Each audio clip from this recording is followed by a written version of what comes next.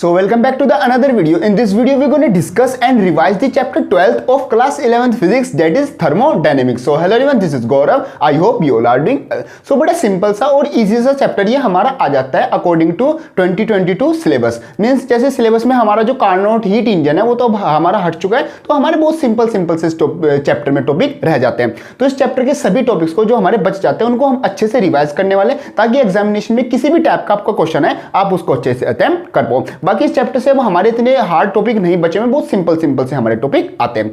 बाकी जो हमारे नोट्स होंगे हम उनको साथ ही रखेंगे, चेक भी करते रहेंगे, हमारा कोई टॉपिक मतलब स्किप भी ना हो और एक स्टोरी की तरह हमारा ये पूरा रिवीजन हो जाए। बाकी जो ये नोट्स हैं और जो एक्स्ट्रा क्वेश्चन है और भी जो चीजें हैं उन सबका जो लिंक है वो आपको डिस्क्रिप्शन में मिल जाएगा, आप वो वहां से चेकआउट कर सकते हो। बाकी वीडियो हेल्पफुल लगे तो उसको लाइक जरूर कर देना। चलो हम स्टार्ट करते हैं अपना रिवीजन। देखो चैप्टर आता है हमारा थर्मोडायनेमिक्स। देखो थर्मोडायनेमिक्स का क्या मतलब होता है, ये हमारी फिजिक्स की बोल सकते हैं या फिर हम साइंस की हमारी वो ब्रांच होती है जहां पर हम जो हीट है और जो टेम्परेचर है उससे रिलेटेड जो फिनोमेना है उनको हम पढ़ते हैं। मींस हीट का कन्वर्जन एक फॉर्म से दूसरी फॉर्म में जाना, टेम्परेचर से रिलेटेड हमारे जो प्रोसेस है, हीट और टेम्परेचर से रिलेटेड जो भी चीजें हैं उन सबको हम थर्मोडायनेमिक्स में पढ़ते हैं। तो ये मतलब आ जाता है हमारा थर्मोडायनेमिक्स। अब देखो इस चैप्टर से आपको मेन चीजें क्या समझनी होगी। सबसे पहले तो आपको देखना होगा जो थर्मोडायनेमिक सिस्टम होता है उसका मीनिंग क्या होता है, मींस उसको अच्छे से ध्यान से समझना होगा। एक तो ये हो गया। सेकंड, प्रोसेस किस टाइप के होते हैं, जैसे एडियाबैटिक, आइसोथर्मल, ये क्या होते हैं और किस तरीके से होते हैं, दूसरी बात ये। और थर्ड आपको देखना होगा जो हमारे ग्राफ होते हैं वो किस तरीके से बनते हैं और उसके जो क्वेश्चन है वो किस तरीके से सॉल्व होते हैं। ये तीन चीजें आपको ध्यान से समझनी है। बाकी जो हमारे लॉज है और ये तो सब हमारा इजिली हो जाता है।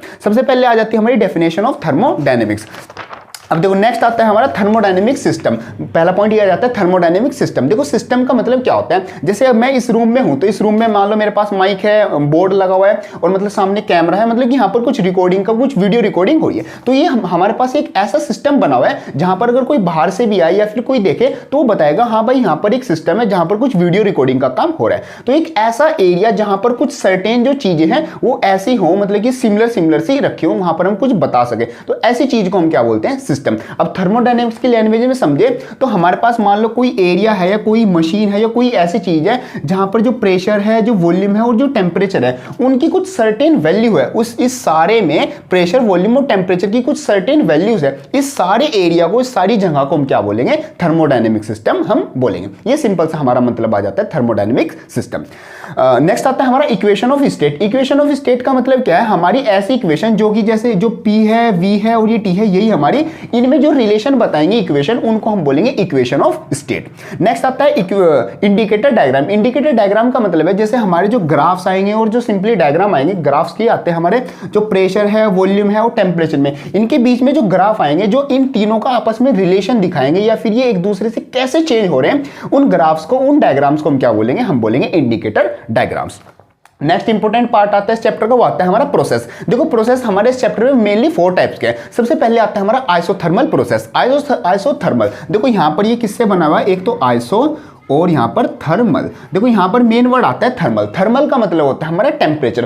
तो एक ऐसा प्रोसेस जहां पर जो हमारा टेम्परेचर है वो क्या हो, वो उस सिस्टम में, मींस उस प्रोसेस में हमारा क्या कांस्टेंट हो और प्रेशर और वॉल्यूम वो आपस में एक दूसरे के रिस्पेक्ट में चेंज हो रहे हैं। तो उस टाइप के प्रोसेस को हम क्या बोलेंगे, आइसोथर्मल प्रोसेस, जहां पर हमारा क्या टेम्परेचर कांस्टेंट है। और साथ में हमारा इसमें क्या आएगा, जो हमारा ये आइसोथर्मल प्रोसेस है इसमें जो हमारी वॉल्स होंगी सिस्टम की वो हमारी कंडक्टिंग होंगी, एंड जो हमारा ये प्रोसेस होगी ये बहुत स्लोली हमारा क्या होगा। तो ये 3 पॉइंट आ जाते हैं। सबसे पहले इसमें टेम्परेचर कांस्टेंट होगा, सेकंड जो वॉल्स होंगी वो कंडक्टिंग होंगी, और थर्ड पॉइंट आता है हमारा कि जो हमारा प्रोसेस होगा वो बहुत स्लो होगा। इस टाइप के प्रोसेस को हम बोलते हैं आइसोथर्मल प्रोसेस। नेक्स्ट आता है हमारा एडियाबैटिक प्रोसेस। देखो एडियाबैटिक में भी 3 मेन पॉइंट्स आते हैं। सबसे पहले इसमें आता है कि जो एडियाबैटिक प्रोसेस है इसमें no transfer of heat, means इसमें हमारी हीट का कोई ट्रांसफर नहीं होगा। सेकंड पॉइंट आता है इसमें जो वॉल्स हैं वो हमारी नॉन कंडक्टिंग होगी, और थर्ड पॉइंट आता है कि जो ये हमारा प्रोसेस है एडियाबैटिक प्रोसेस, ये हमारा क्या फास्टली होगा। तो इस टाइप के प्रोसेस को हम क्या बोलते हैं, अपना एडियाबैटिक प्रोसेस बोलते हैं। नेक्स्ट आता है आइसोकोरिक प्रोसेस। आइसोकोरिक का देखो, कोरिक का मतलब होता है हमारा वॉल्यूम। तो एक ऐसा प्रोसेस जहां पर हमारा जो वॉल्यूम है वो अगर कांस्टेंट होगा तो उस टाइप के प्रोसेस को हम बोलेंगे आइसोकोरिक प्रोसेस। नेक्स्ट आता है आइसोबारिक। आइसोबारिक का मतलब, बार का मतलब होता है हमारा प्रेशर। बार मतलब प्रेशर की एक यूनिट होती है, तो उससे रिलेट कर सकते हैं, बार का मतलब प्रेशर। तो ऐसे प्रोसेस जहां पर हमारा क्या है, प्रेशर कांस्टेंट होगा, तो उस टाइप के प्रोसेस को हम बोलेंगे आइसोबारिक प्रेशर। तो ये सिंपल से हमारे क्या प्रोसेस आ जाते हैं। नेक्स्ट यहाँ पर आते हैं, हमारा जो टॉपिक आता है इंटरनल एनर्जी, ये काफी इंपॉर्टेंट है, आगे जो लॉज आएंगे वहां पर भी हमारा यूज होगा। देखो इंटरनल एनर्जी का अगर हम डेफिनेशन पढ़े तो काफी हद तक हमारा वहां से भी क्लियर हो जाएगा। देखो अकॉर्डिंग टू डेफिनेशन ये कहता है sum of molecular kinetic energy and potential energy in the frame of reference relative to which the center of mass of the system is at rest। Means हमारा जो system है उसकी जो kinetic energy है और जो उसकी हमारी पोटेंशियल एनर्जी है वो हम जो फ्रेम ऑफ रेफरेंस में ले रहे हैं, जो सिस्टम है उसके फ्रेम ऑफ रेफरेंस में ले रहे हैं, तो जो उसका सेंटर ऑफ मास है अगर वो रेस्ट पर हो, मतलब कि जो सिस्टम है, मान लो ये हमारा सिस्टम है, इसका जो सेंटर ऑफ मास है वो हमारा रेस्ट पर है, तो उस पॉइंट पर जो उसकी काइनेटिक एनर्जी होगी मॉलिक्यूल्स के इसके अंदर और जो हमारी पोटेंशियल एनर्जी होगी, उन दोनों के सम को हम क्या बोलेंगे, इसकी इंटरनल एनर्जी बोलेंगे। तो ये सिंपल सा हमारा क्या है, इसका मतलब आ जाता है। और जो हमारे इसमें यहाँ पर दो एनर्जी है, एक तो काइनेटिक एनर्जी और एक हमारी क्या पोटेंशियल एनर्जी। जो काइनेटिक एनर्जी होगी वो सिस्टम के टेम्परेचर पर डिपेंड करेगी, मीन्स बढ़ना है या फिर घटना है वो टेम्परेचर के अकॉर्डिंग चेंज होगी। और जो पोटेंशियल एनर्जी है वो जो सिस्टम है इसके वॉल्यूम पर डिपेंड करेगी। तो ये सिंपल सी आ जाती है हमारी kinetic internal energy, means kinetic energy plus हमारी जो पोटेंशियल एनर्जी है पूरे सिस्टम के मॉलिक्यूल्स की, उनको हम बोलेंगे अपना क्या, इंटरनल एनर्जी। और इसको डिनोट करते हैं हम, जो पूरी को है इसको हम एक तरीके से यू से डिनोट करते हैं। तो ये सिंपल सा आ जाता है हमारा इंटरनल एनर्जी। नेक्स्ट आता है हमारा साइन कन्वेक्शन यूज्ड, मींस हम मतलब कि हीट अगर बॉडी को दे रहे हैं या बॉडी से ले रहे हैं या बॉडी पर काम कर रहे हैं या बॉडी हम कुछ सराउंडिंग पर काम कर रही है, तो वहां पर हम कौन सा साइन लेंगे, ये हमारे न्यूमेरिकल्स के लिए बहुत ज्यादा इंपॉर्टेंट होते हैं। देखो यहां पर आता है heat absorb by the system, अगर हीट एब्जॉर्ब होगी बाय द सिस्टम तो वहां पर जो हीट की वैल्यू लेंगे वो हम पॉजिटिव लेंगे। Heat is given out by the system, means जो सिस्टम है उसके बाहर हीट प्रोवाइड होगी, मतलब हीट जो सिस्टम है वो बाहर निकालेगा, इवॉल्व करेगा, तो वहां पर हम हीट की वैल्यू क्या है, नेगेटिव लेके चलेंगे, जो कि हम न्यूमेरिकल में यूज करते हैं। नेक्स्ट आता है work done by the system, अगर जो वर्क डन होगा वो बाय द सिस्टम होगा तो उसको हम पॉजिटिव लेंगे। अगर on the system means surrounding, मतलब कि हम सिस्टम पर वर्क करेंगे ऑन द सिस्टम, तो वहां पर वर्क की वैल्यू हम नेगेटिव लेंगे। नेक्स्ट आता है increase in internal energy, means जो ये इंटरनल एनर्जी है अगर इसमें कुछ इंक्रीज होता है तो वो हम पॉजिटिव में लेंगे, और अगर इसमें कुछ डिक्रीज वैल्यू कुछ जो है वो डिक्रीज होती है तो उस वैल्यू डिक्रीज को हम क्या है, नेगेटिव में लेंगे। तो इस तरीके से हम जो हमारे साइंस है वो हम सिंपली यूज करेंगे। जो न्यूमेरिकल्स होते हैं उसमें हमारा ये बहुत ज्यादा इंपॉर्टेंस होते हैं, इन्हें हमें यहां पर ध्यान रख के चलना है। नेक्स्ट एक पॉइंट आता है the area under the PV graph is numerically equal to the work done by the system और ऑन द सिस्टम, मींस जैसे हमारे यहां पर ये पीवी ग्राफ है, तो पीवी ग्राफ में मान लो ये हमारा मतलब यहां से यहां तक एक ग्राफ आ जाता है, तो इसको अगर हम ऐसे ज्वाइन कर दें, इसको ऐसे ज्वाइन कर दें, तो ये जो हमारा इसके बीच का जो एरिया आता है ये हमें क्या प्रोवाइड करेगा, ये हमें वर्क डन प्रोवाइड करेगा, जो हमारे सिस्टम ने वर्क किया, मींस बाय द सिस्टम या फिर ऑन द सिस्टम, दोनों में जो वर्क हुआ है वो हमारा ये जो एरिया निकल के आया वो वैल्यू हमें वर्क डन प्रोवाइड करेगी। ये हमारा सिंपल से एक पॉइंट आता है। नेक्स्ट जो टॉपिक आता है वो होता है साइक्लिक प्रोसेस। देखो साइक्लिक प्रोसेस बड़ा सिंपल से जैसे रियल लाइफ से भी रिलेट कर सकते हैं। फॉर एग्जांपल मैं सुबह के टाइम अपने घर पे था, मैं तैयार होके मतलब स्कूल गया, ठीक है, मैं यहां से घर से अपने सुबह मतलब कि एग्जाम देने या कुछ भी करने अपने स्कूल गया। स्कूल के बाद मुझे कुछ मतलब बुक्स खरीदनी थी या फिर मेरे को सामान खरीदना था, मैं क्या किसी शॉप पर गया, मतलब कि यहाँ पर S1 में लेते हैं इसको S12, मैं वहां पर शॉप पर चला गया।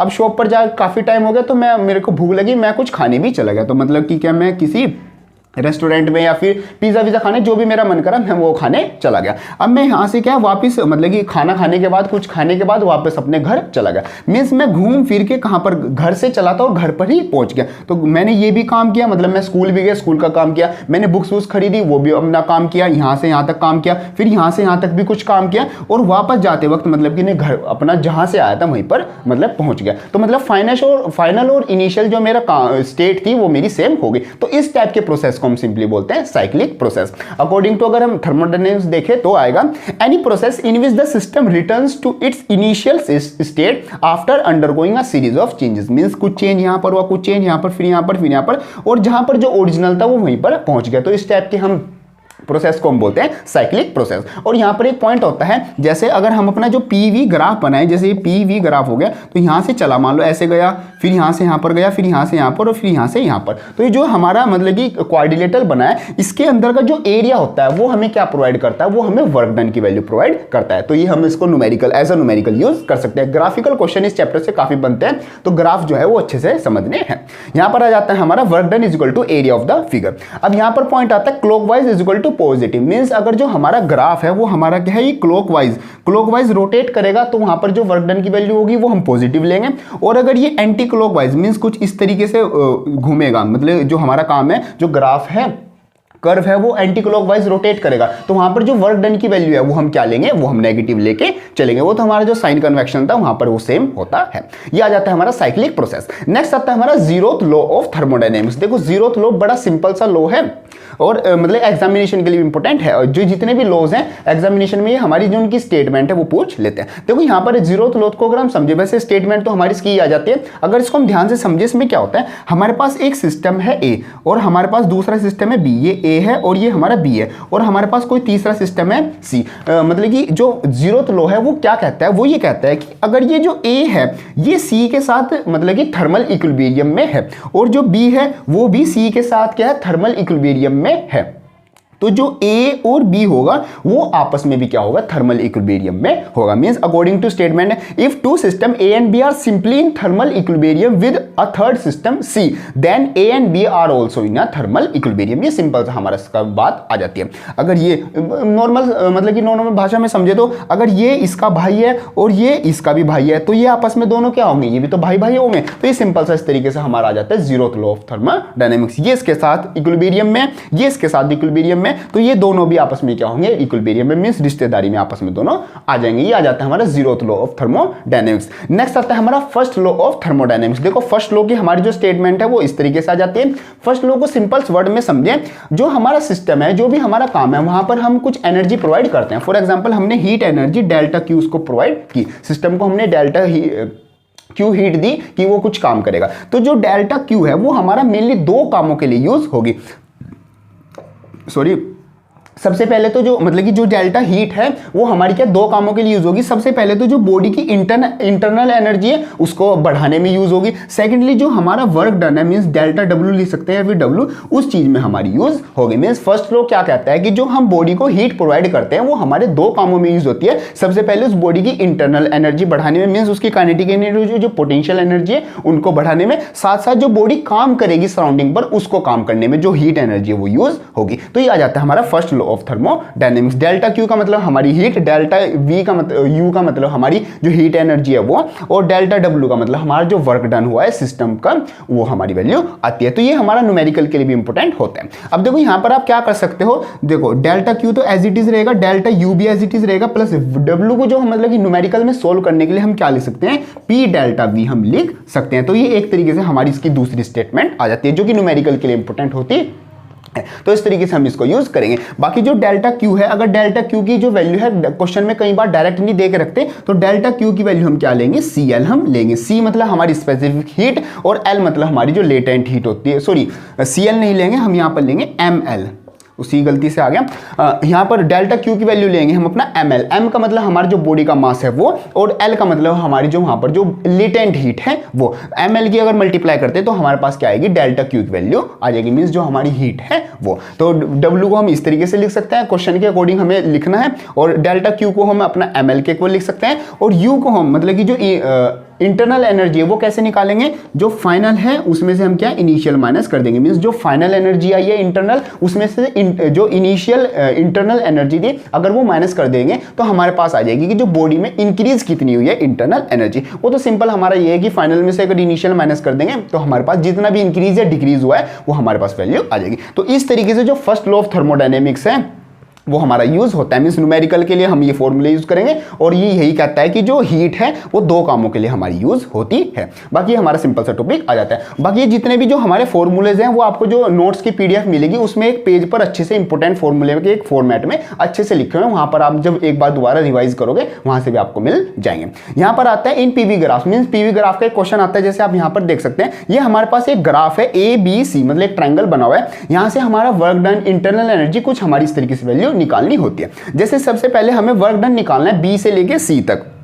एक देख लेते हैं क्वेश्चन, बी से लेके सी तक हमें वर्क डन निकालना है, तो हम क्या करेंगे, बी से लेके सी तक वर्क डन किसके इक्वल होता है, पी इंटू डेल्टा वी।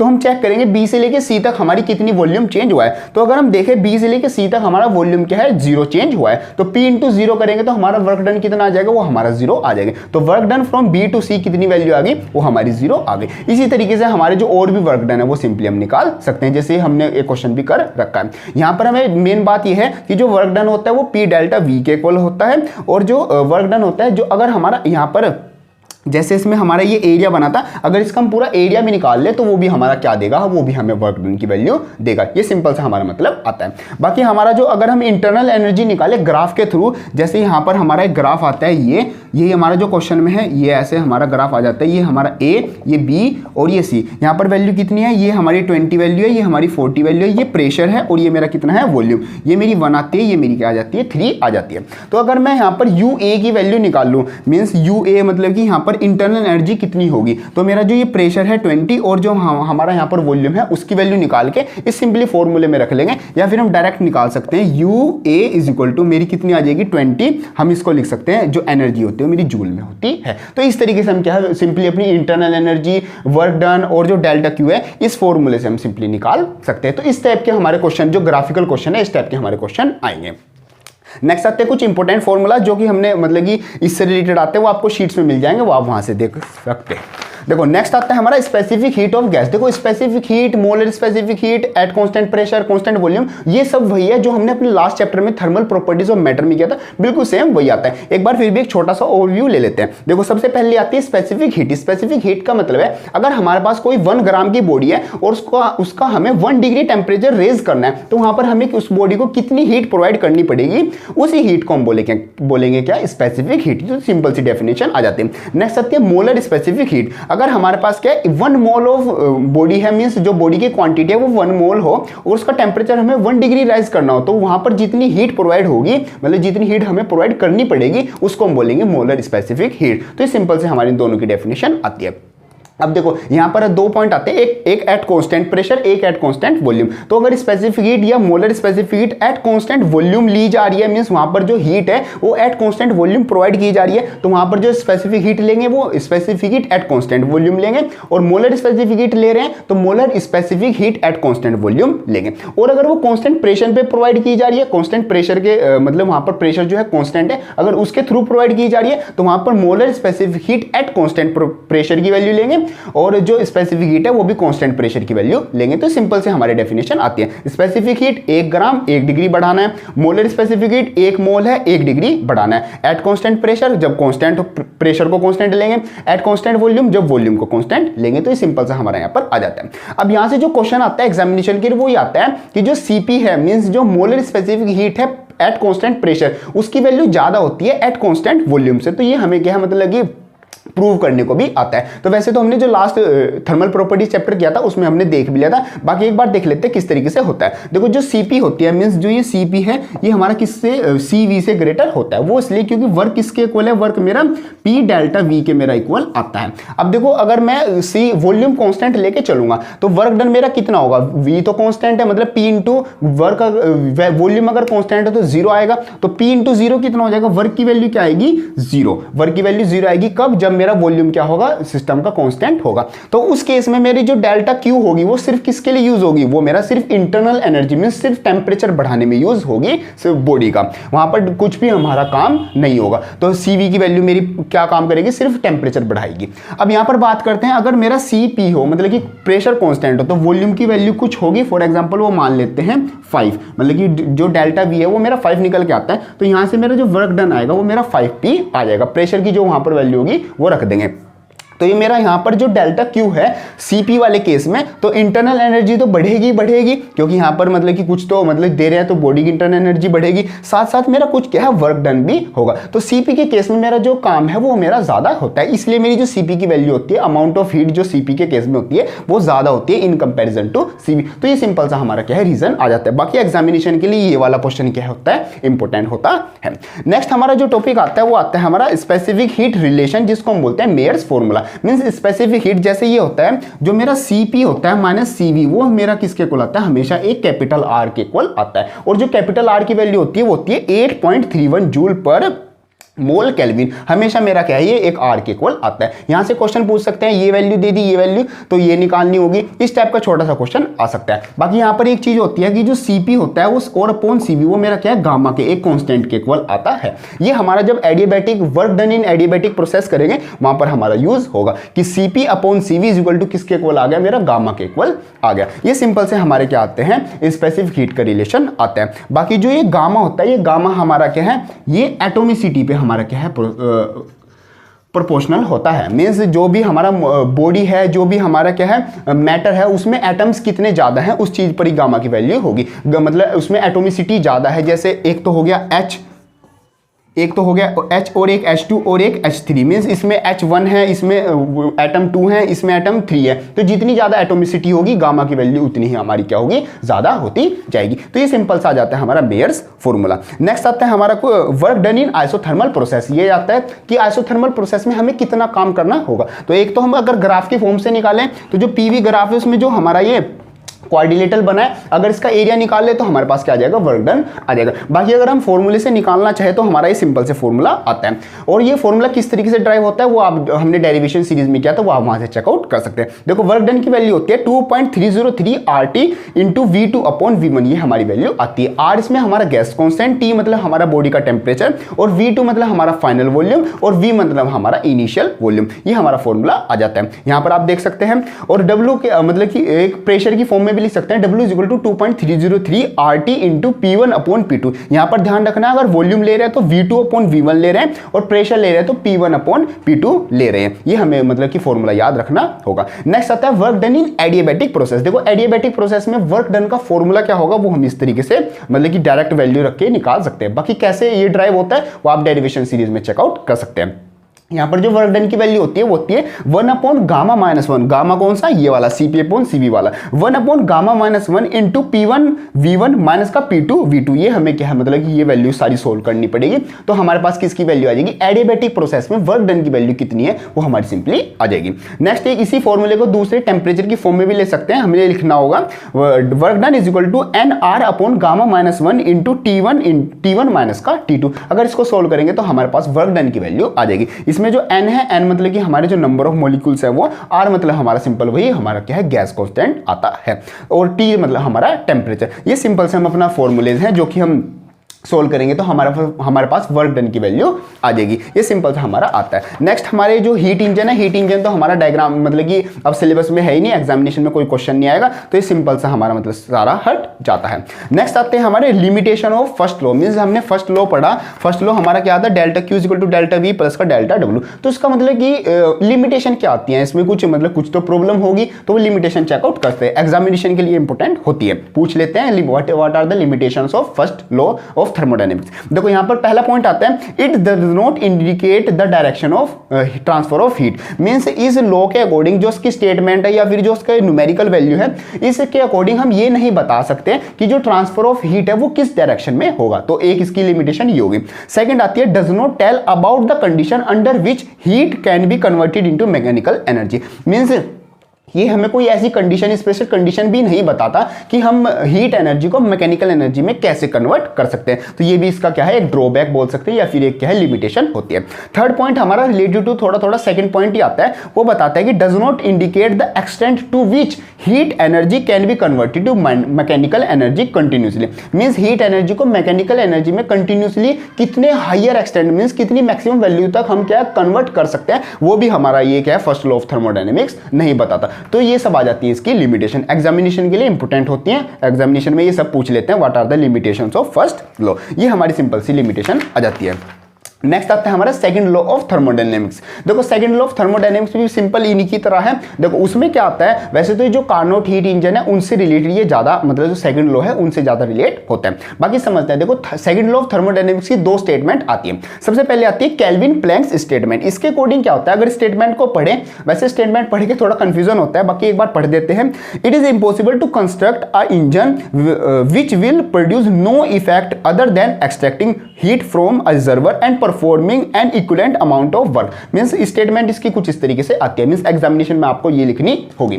अब देखो अगर सिंपल वर्ड्स में समझे तो ये कहता है second law of thermodynamics, means आप कोई भी ऐसा इंजन नहीं बना सकते जो कि मतलब क्या है एक 100% मतलब कि जो आपने काम करवाना है वो 100% काम कर दे। तो ये हमारा कौन बोलता है, सेकंड लॉ ऑफ थर्मोडायनेमिक्स बताता है। बाकी जो इसकी सेकंड स्टेटमेंट आती है वो आती है हमारी कैल्विसियस स्टेटमेंट।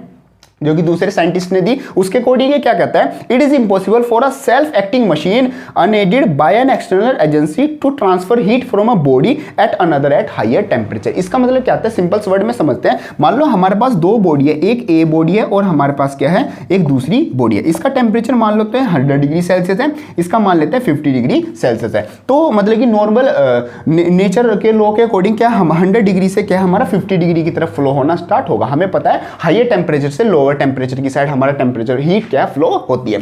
तो ये लॉ ये कहता है कि ऐसी कोई हम अपना सेल्फ एक्टिंग मशीन नहीं बना सकते जो कि 50 डिग्री से 100 डिग्री की तरफ हीट क्या अपने आप ही फ्लो कराना, अपने आप ही सेल्फली फ्लो कराना स्टार्ट कर दे। तो हम ऐसी मशीन नहीं बना सकते अनटिल और अनलेस हम बाहर कोई एक एजेंसी प्रोडक्ट लगाएं। फॉर एग्जांपल हम क्या यहाँ पर पंप लगा दे। फॉर एग्जांपल हमें क्या है यहाँ पर नीचे से ऊपर पानी भेजना है, तो नीचे से ऊपर पानी अपने आप नहीं जाएगा, हमें यहाँ पर क्या है कुछ एक्सटर्नल एजेंसी लाइक पंप या फिर हमें कुछ ऐसी चीज लगानी पड़ेगी। तो ये हमारा बोलता है कैलविसियस स्टेटमेंट हमारी ये बात बताती है कि कोई भी ऐसी मशीन नहीं होगी कि लोअर से हायर अपने आप ही मतलब टेम्परेचर को फ्लो कराना स्टार्ट कर देगी। तो ये आ जाता है हमारा second law of thermodynamics. Next आती है इसकी सिग्निफिकेंस। सिग्निफिकेंस ये हमें मतलब कि एक्चुअली बता क्या रहा था, क्योंकि स्टेटमेंट तो बहुत इतनी बड़ी बड़ी इसने दे दी, बाकी सिंपल वर्ड में समझने में आसान ही है।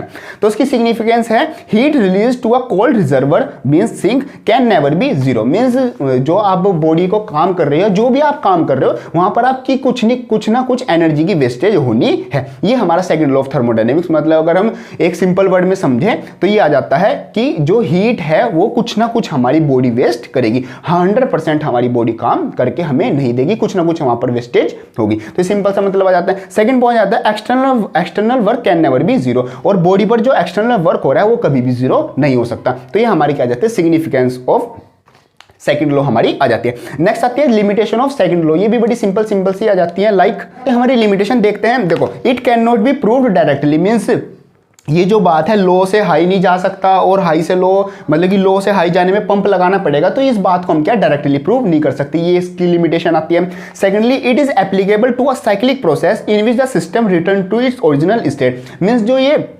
सेकेंड लॉ है ये सिर्फ हमारा क्या है, जो ये साइक्लिक प्रोसेस है, जो हमारा साइक्लिक प्रोसेस था उस पर ही हमारा क्या एप्लीकेबल होता है, जो कि फाइनल मतलब कि इनिशियल से फाइनल मतलब जहां पर से चला वहीं पर आ जाता है। तो ऐसे प्रोसेस पर हम इसको लॉ को लगा सकते हैं।